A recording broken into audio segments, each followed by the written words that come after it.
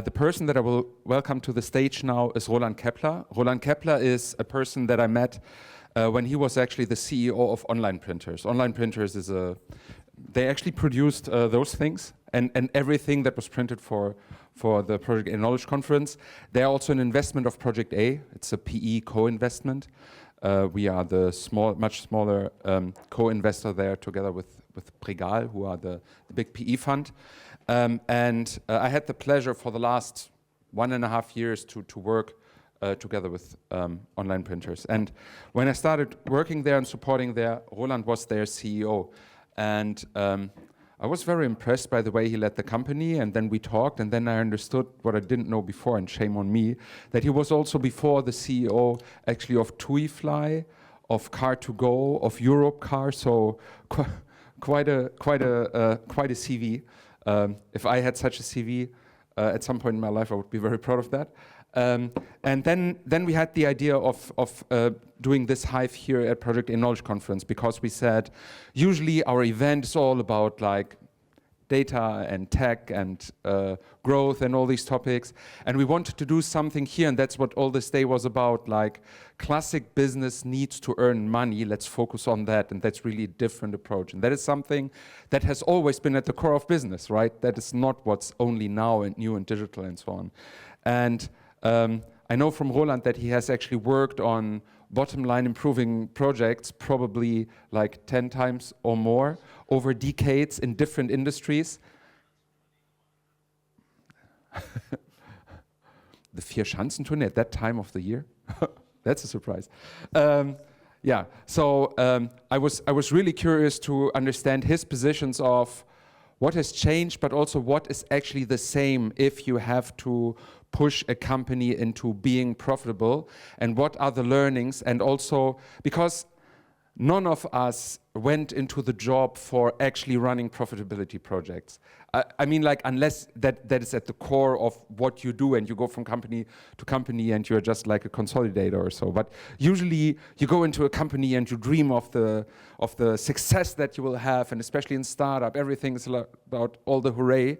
And then at some point you have to do that, right? And that feels very uncomfortable, so it probably feels good to get some advice from a person who has done it over and over again.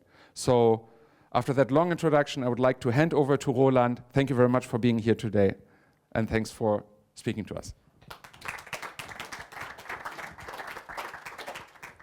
No, thank you, Rainer, and I'm really pleased to be here and round up this very interesting day.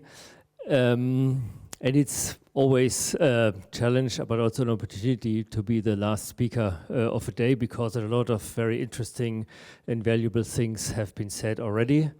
Now it's my opportunity to sum them up and perhaps bring them here and there in a different perspective. Perhaps because what I want to share with you is the experience I've made in more than 20 years of a CEO, almost 30 years in the business, in very different business, very different areas, and that things are changing, that new, for very different reasons, is not new. Perhaps the speed is new, and of course how they are approached is new. We hear a lot on this conference of AI. Very interesting what AI at the end really is. It's only a new technology to be faster in managing databases, or is it more? But this is not, I will elaborate today on. It is clear it's something that moves the industries, the way we do business further. But that had happened in the past already. And I had the opportunity to work for the TUI Group for many, many years. Started at the old charter carrier Hapag-Lloyd-Flug, and then we founded HLX.com, one of the first low-cost carriers in Germany. And today it seems common to fly low cost, and even if you fly Lufthansa today, it's somehow a low cost model. At that time it was heavily disruptive with all the discussions that has on the old business, TUI, but of course for the new business to set it up with a different culture, with a different way of doing it. And it was clear, and it was very, very good that that the board of TUI understood very early that there's something coming up and they need to get into it and they need to understand how this business works. Same when I joined Europcar. Europcar, very traditional company, founded here in Germany back 1926 or 27.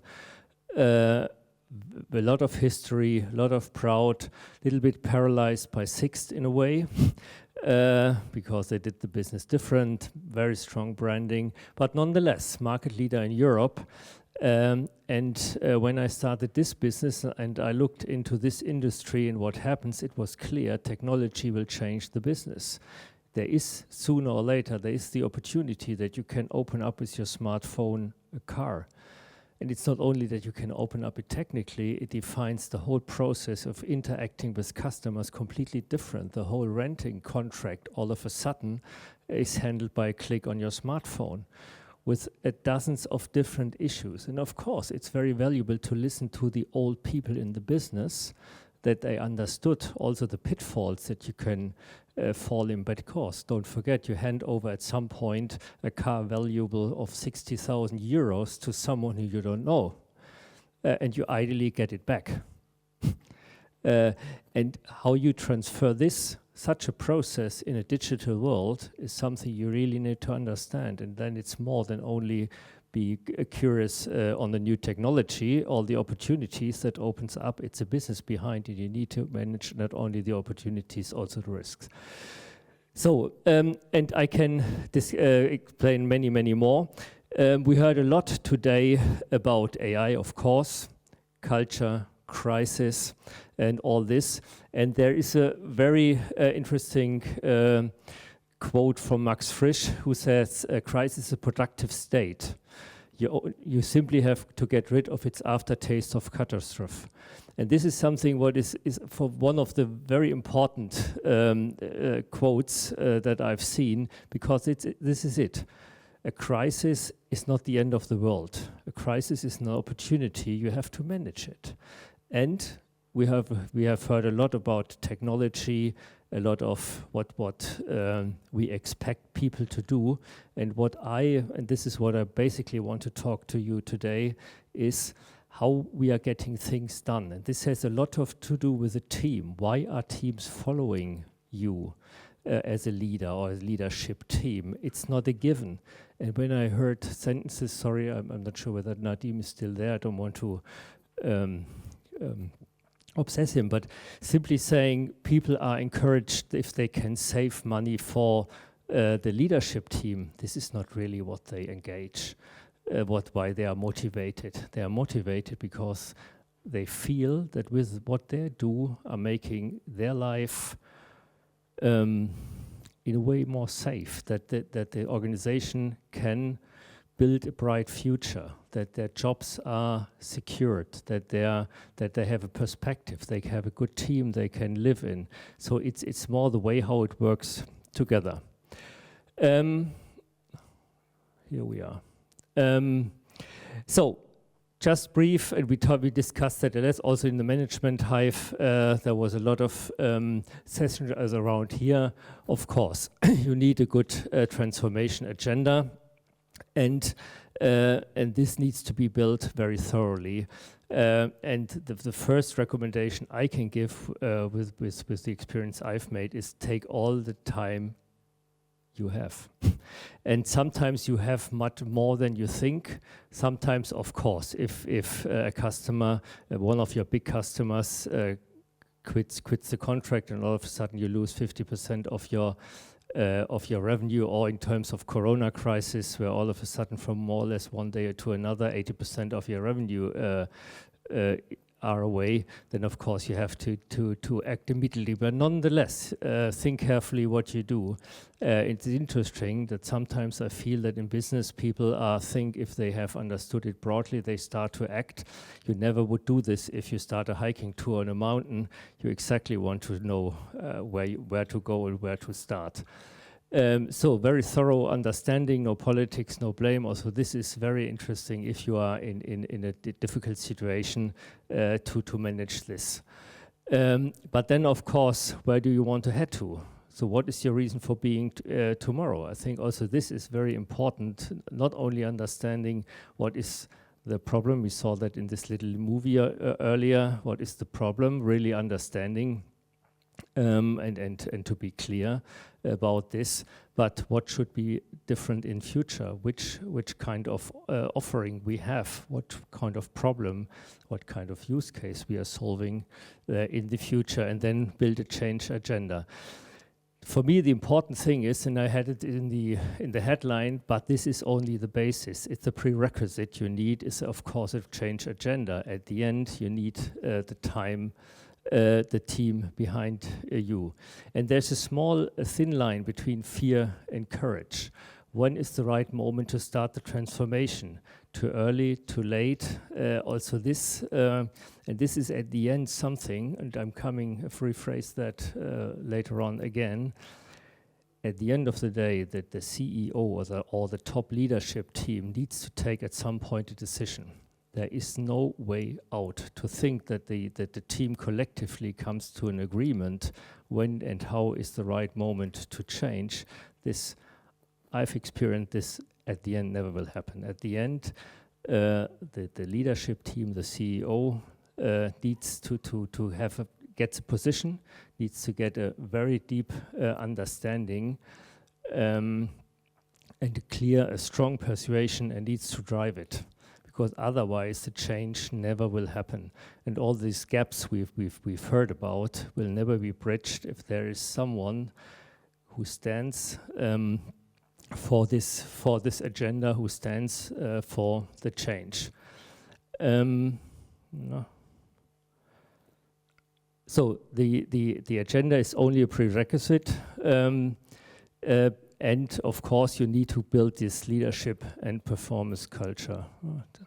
So it depends on leadership, and this is for me again very crucial. Don't forget, we are living in a society where everybody has a free choice. Everybody decides voluntarily whom he will follow or her will follow. And to create this voluntary fellowship is crucial for the success. Our people are really, by their heart and minds, are following the leadership, the idea of the business, the idea of the transformation that makes at the end the difference and makes a success or a failure. And why is leadership and the CEO's role not compromisable?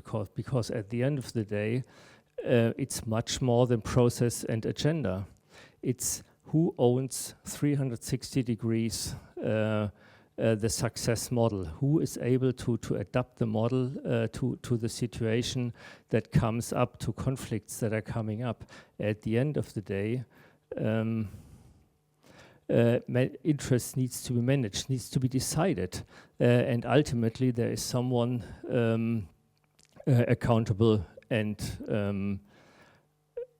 responsible. Creating a performance fellowship, it's all about fellowship. And why are people following, whom they are following? It's a big difference. And they might not necessarily quit the job or run away. That's at some point also this can happen.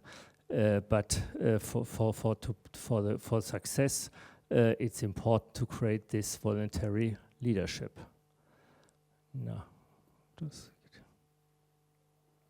muss ich nehmen. So,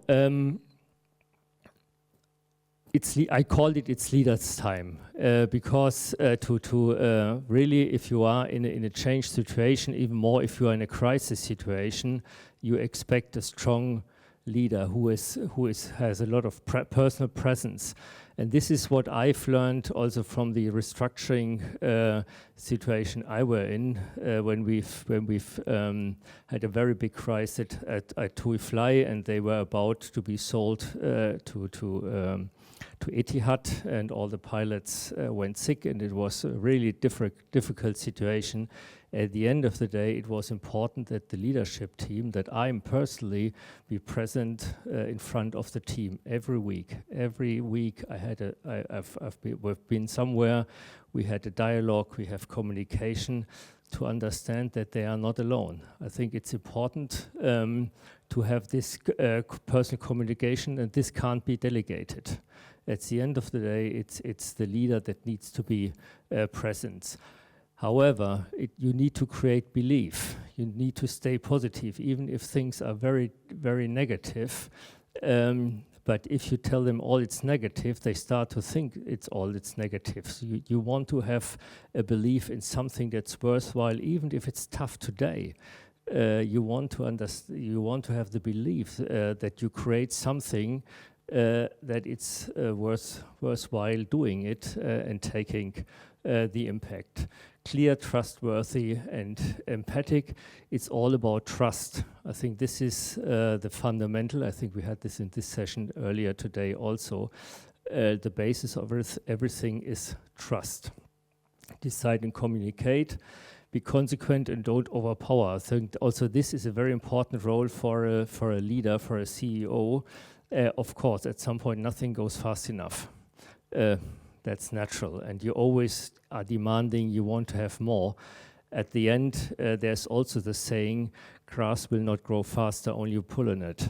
I think you have to accept that certain things need time. And to protect the team against others, other stakeholders, other people. Also, this is a very important role of a CEO to understand. Is it too slow, or is it okay, but simply needs time and things are not going faster? And this is a big responsibility. It goes back to trust. Go back to their team is trusting you that you are giving the right framework, you are setting the right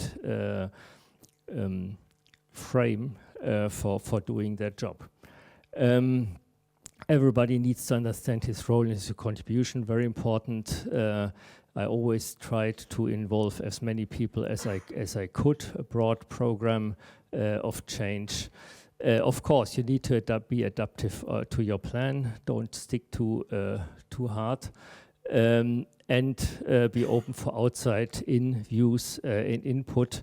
You're getting much more than you think.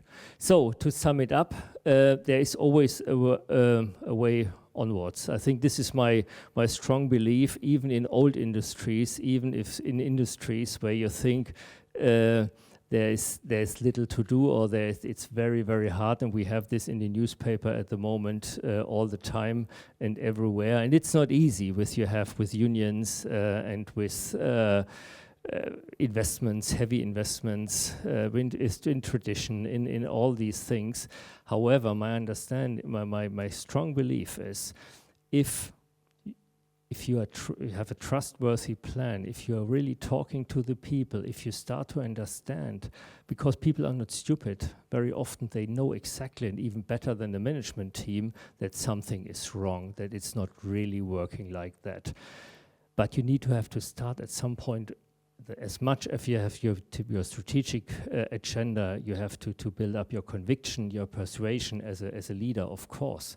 But then you have to go back to the team, understand where do they stand, what is their understanding, how do you have to get their buy-in, their trust in what you are doing, their contribution, and then things are working. And every transformation, in a way, is a crisis. We know that from our personally. When we talk to our husbands or wives, when we should change here and there, it's not easy always, but at the end it's worthwhile doing it. It's trust. I think this is it's super important. And a little example I can tell you, when I took over Europcar, was the year 2009. Big financial crisis, very, very difficult for the whole travel industry, for the car rental industry. It was very, very tough. And I told the team there will be no pay increase this year, 0. We had no opportunity, no way. But I told them, look, if this year turned out good, I will see what I can do for you. At the end of the day, I gave and agreed also with our shareholder. They were not so happy, but I said, look, we had a great year. We achieved a lot more than we thought, and everybody get 50 euros. 50.